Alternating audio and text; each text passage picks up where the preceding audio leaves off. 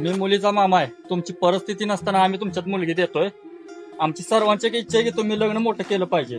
तुम्ही जर लग्न मोठं करत नसाल तर आम्ही तुमच्यात मुलगी देणार नाही. होय होय होय. लग्न मोठं करतो आम्ही मुलीने. अजय, आपली आर्थिक परिस्थिती अतिशय बिकट आहे. पावसाच्या अभावानं कर्जाचा डोंगर आहे आपल्या डोक्यावरती. एवढं मोठं लग्न आपण कशानं करायचं? पोरा लय विचार करू नको. आपण पै पाहुण्याला मदत मागू. त्यांनी नाही म्हणले तर त्यांच्या कामाला राहाव, पण तुझं थाटात लगीन करू. कस तरी गरिबीचं नातूचं लगीन जमलंय, तुम्ही मदत करा. पप्पा बाहेर गेलेत आणि हा आमचीच लय अडचण आहे. आम्ही तुम्हाला मदत करू शकत नाही.